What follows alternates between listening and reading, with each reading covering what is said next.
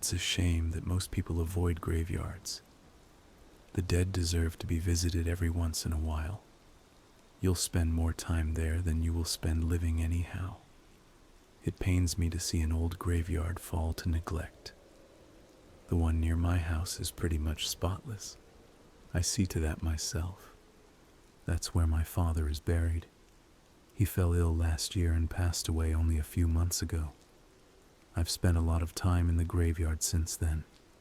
It can be a rather lonely place, but I've become accustomed to that.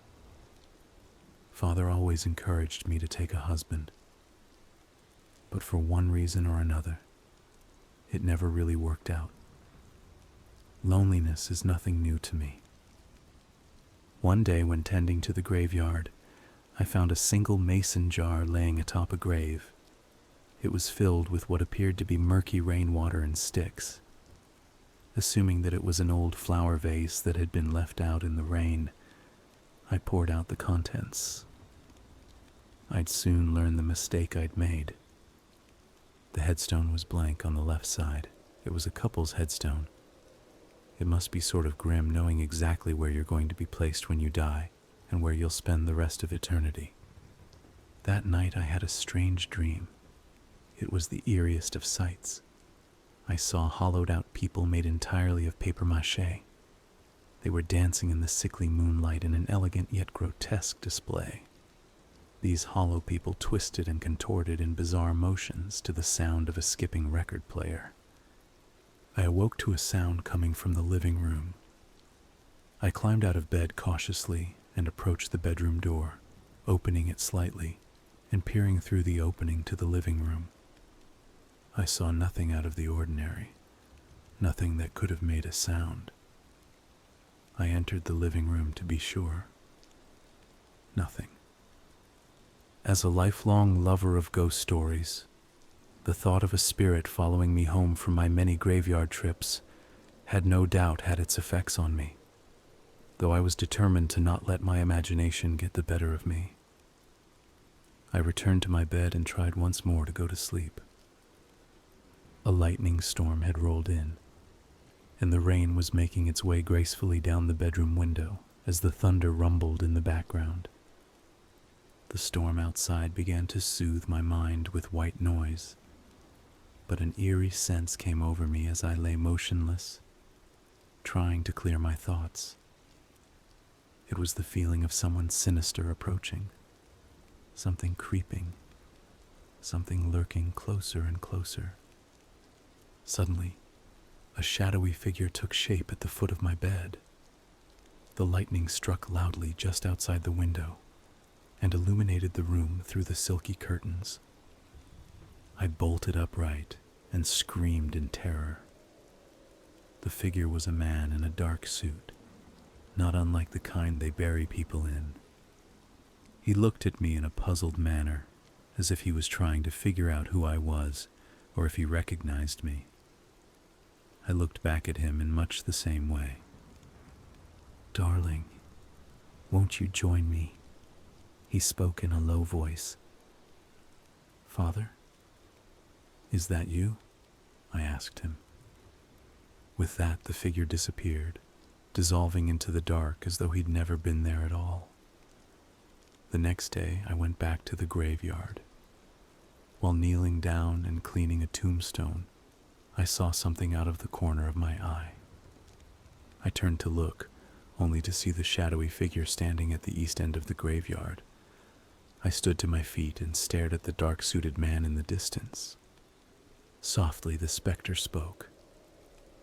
"Won't you join me in the graveyard?" The cold wind howled across that morbid land of isolation. "There is a place for you here, in the dirt." The spectral man faded away into nothingness, leaving behind only a sense of unshakable dread and impending doom. I decided it was time for me to leave, but upon making my way to the gate at the exit, I noticed a young woman weeping at the foot of a couple's grave. She had long brunette hair in the same shade as mine. There was a certain haunting beauty about her. Noticing me walking in her direction, she dried her eyes and stood up. "You haven't seen a mason jar in the graveyard, have you?" she asked, turning to me. Looking down, I noticed that half of the headstone was blank. This was the gravestone where the mason jar had been sitting.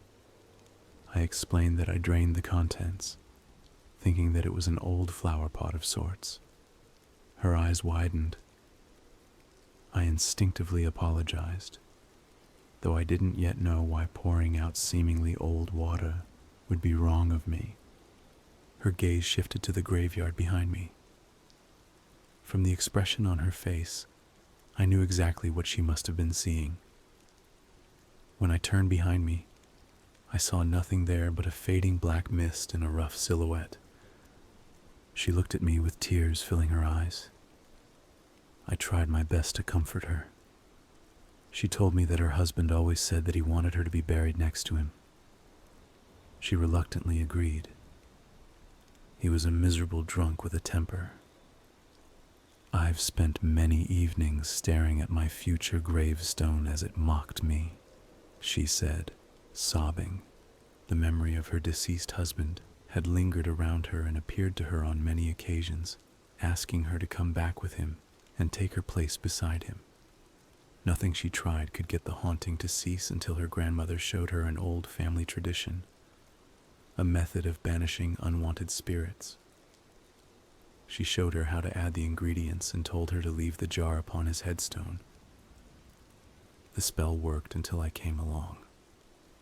Now his spirit was back amongst the graveyard. He had mistaken me for her the first time around, but having seen her, he wasn't going to leave her alone again.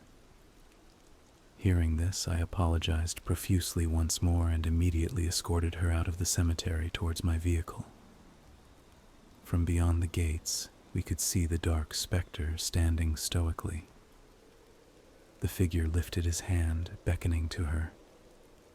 I offered her a ride to her place, which she thankfully obliged. We went back to her house and she showed me the ingredients for the spell. Following her instructions, I helped her perform the banishing ritual and seal the contents within a jar. It was the least I could do after my horrible error. We returned to the graveyard and placed the mason jar atop the stone.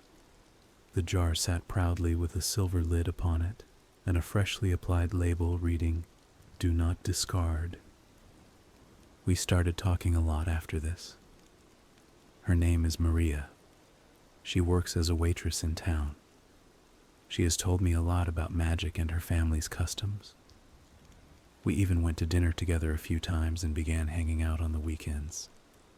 She truly is a lovely person, someone with a lot of compassion, kindness, and a love of life.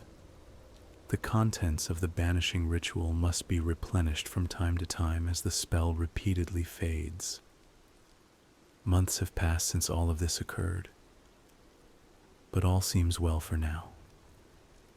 Since meeting Maria, I haven't been spending as much time alone in the graveyard, though I make sure to visit my father's headstone often. I think he would be pleased to know that I've decided to marry. Maria looks wonderful in her gown. As long as she and I continue to do the banishing ritual, I think we'll live happily ever after.